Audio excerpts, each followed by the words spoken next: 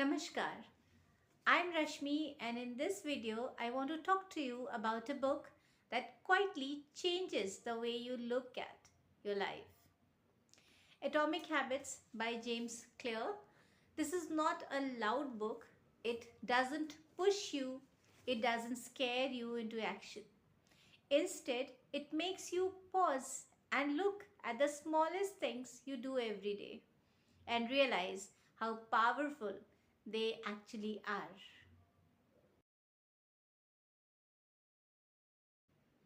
I chose Atomic Habits at a time when I realized something about myself.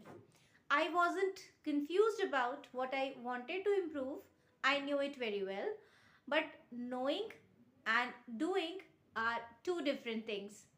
Most of us do not fail because we lack information. We fail because we cannot stay consistent. This book does not judge that, it explains it.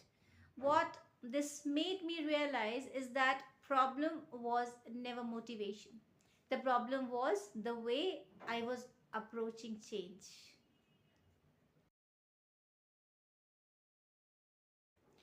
At its core, Atomic Habit talks about one simple truth.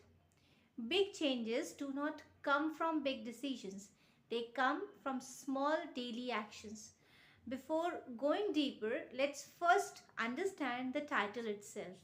The word atomic means something very small, almost invisible, not dramatic, not loud. But when these small actions are repeated every day, they compound and over time they completely change outcomes. This is where most of us get stuck.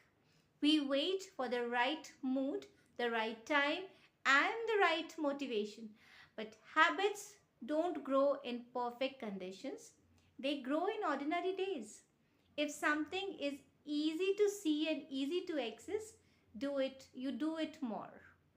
If something is out of sight and difficult to reach, you naturally do it less. What is out of sight slowly goes out of mind.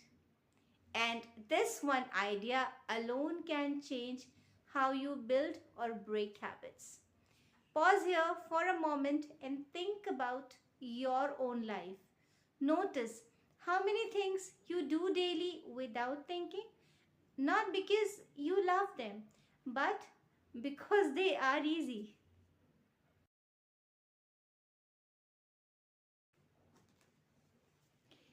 James clearly explains habits using a very simple structure like cue, craving, response, and rewards.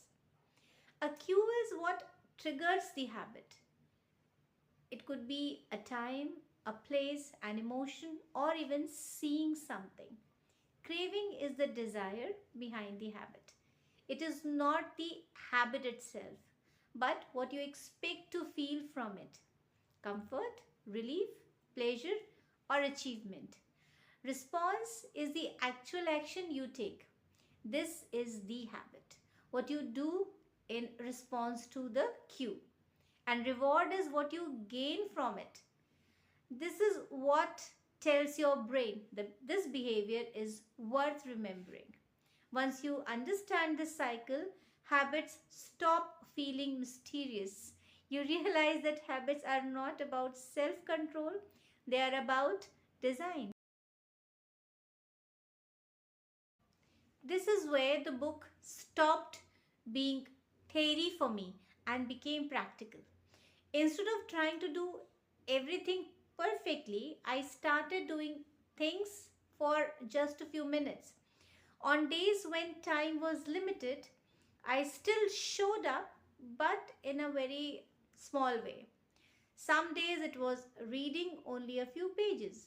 Some days it was working on something for just 5 or 10 minutes. What surprised me was this: those small actions did not feel forced over time and they became unforced tasks.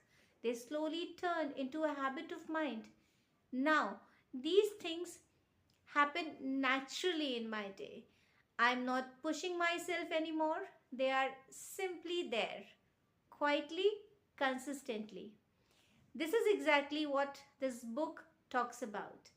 Habits that feel natural last longer than habits that feel heroic. One of the strongest ideas in the book is about identity. The book says every habit is a vote for the kind of person you want to become. So instead of saying, I want to read more, you start thinking, I am someone who reads. Instead of saying, I want to be disciplined, you think, I am someone who shows up, even in small ways. What this made me realize is that habits are not just actions, they are quiet statements about who we believe we are.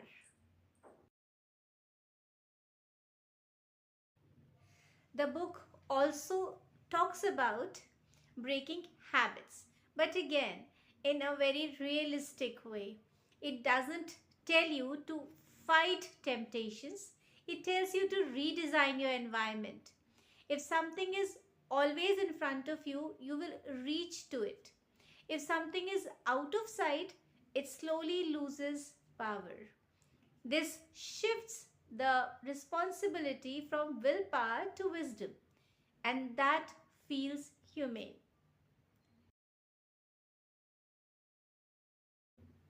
This book is for anyone who wants to improve but feels inconsistent, starts strong but struggles to continue, or is tired of motivational noise, wants change that feels sustainable. You don't need to change your whole life after reading this book. Even applying one or two ideas honestly can create a noticeable shift.